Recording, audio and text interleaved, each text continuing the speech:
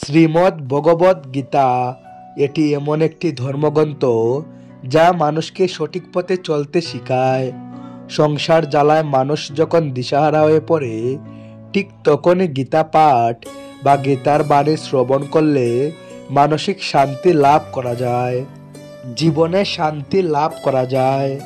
ভগবদ গীতা হল 18টি অধ্যায় এবং প্রায় 700 শ্লোকের একটি বিরাট ভাণ্ডার, যা শুদ্ধ সংস্কৃত ও বাংলা ভাষায় লেখা, যা সবার পক্ষে পড়া ও বোঝা একটু কঠিন হয়ে পড়ে। আজ শ্রীমদ্ ভগবদ গীতার বেশ কয়েকটি শ্লোক সাধারণ বাংলা ভাষায় আপনাদের সাথে আলোচনা করতে চলেছি, যা সকলের জীবনের প্রতিটি পদক্ষেপে কাজে লাগবে। আমি নিশ্চিত এই ভিডিওটি দেখার পর আপনারা অবশ্যই মানসিক শান্তি লাভ করবেন। প্রিয় বন্ধুগণ, তাহলে আসুন এবার জেনে নেই শ্রীমদ্ ভগবদ গীতার কিছু মূল্যবান কথা। ভগবান শ্রীকৃষ্ণ বলেন, যে ব্যক্তির মধ্যে জ্ঞানের অভাব এবং ঈশ্বরের বিশ্বাসের অভাব রয়েছে, সেই ব্যক্তি জীবনে কখনো সুখ এবং সাফল্য লাভ করতে পারে না। কে কি করছে, কিভাবে করছে এবং কেন করছে, এইসব থেকে যত দূরে থাকবে ততই সুখে থাকবে। একজন বিবেকবান মানুষ যখন সম্পর্ক টিকিয়ে রাখা বন্ধ করে দেয়, তখন বুঝবে তার আত্মসম্মানে নিশ্চয়ই কোথাও আঘাত লেগেছে। মোহ বা টান তার উপরই অনুভব করো যার উপর তোমার অধিকার রয়েছে।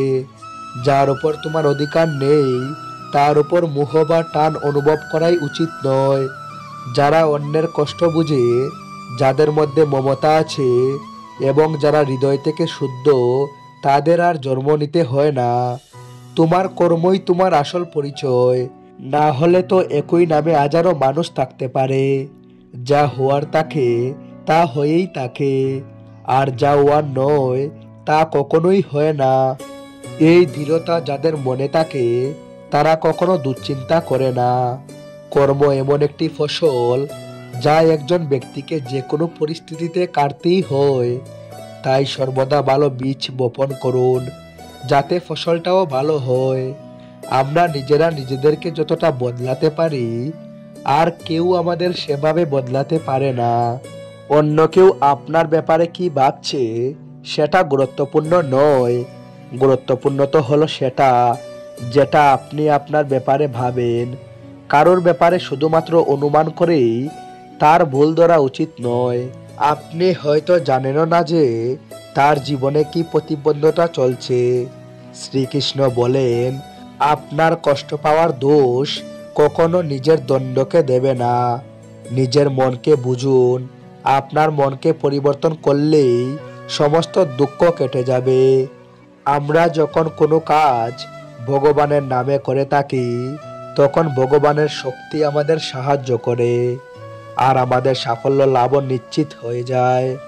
সদা সন্দেহকারী ব্যক্তির প্রসন্নতা পাওয়া না তো এই জীবনে সম্ভব, না তো অন্য জীবনে। তাই যারা অতিরিক্ত সন্দেহপ্রবণ, তাদেরকে খুশি করা বন্ধ করুন। জাগতিক বস্তু সম্পর্কে চিন্তা করতে করতে মানুষ তাদের প্রতি আসক্ত হয়ে যায়, এবং এই আসক্তির কারণে তাদের মধ্যে কামনা বাসনা তৈরি হয়। আর কোনো কারণে যদি এই কামনা বাসনা বিঘ্নিত হয়, তাহলে ক্রোধের উৎপত্তি হয়। ভগবান বলেন, রিপুদের মধ্যে সব থেকে ভয়ঙ্কর হলো ক্রোধ। যদি শারীরিক ও মানসিকভাবে আপনি সুস্থ থাকতে চান, তাহলে এই ক্রোধকে বর্জন করতে হবে। মৌন থাকা বা চুপ করে থাকা তার প্রতি আপনার শ্রেষ্ঠ উত্তর, যে আপনার মূল্য বুঝে না। ভগবান শ্রীকৃষ্ণ অর্জুনকে বলেছিলেন, এ পার্থ, যাদের আমার প্রতি বিশ্বাস নেই, আমার প্রতি ভক্তি নেই, তারা আমাকে লাভ করতে না পেরে এই জন্ম মৃত্যুর চক্রে আবদ্ধ হয়ে ঘুরতে থাকে। এই ভৌতিক জগতে বারংবার আসতেই থাকে। এ অর্জুন, যারা আমার পরম ভক্ত, যারা সর্বদাই আমাকে স্মরণ করে, একক চিন্তে আমার উপাসনা করে, আমি তাদের প্রত্যেকের কল্যাণের দায়িত্ব গ্রহণ করে থাকি। আমি তাদের প্রত্যেকের কল্যাণের দায়িত্ব গ্রহণ করে থাকি। যতটা সম্ভব চুপ করে থাকাই শ্রেয়। কারণ অতিরিক্ত কথা মানুষকে বেশি করে অপরাধ করতে বাধ্য করায়। 1000টা ভালো কাজ করার পরেও যদি তুমি একটা খারাপ কাজ করো, তাহলে লোকে শুধু তোমার খারাপ কাজটাই দেখবে। তাই লোকে কি ভাবছে তাতে কর্ণপাত করো না, নিজের কর্ম নিজে করে যাও। তুমি আজ যে কর্ম করছো তার ফল তুমি আগামী দিনে অবশ্যই পাবে। আর আজ তোমার কাছে যা কিছুই থাকুক, সেটা তোমার অতীতের কৃত কর্মের ফল।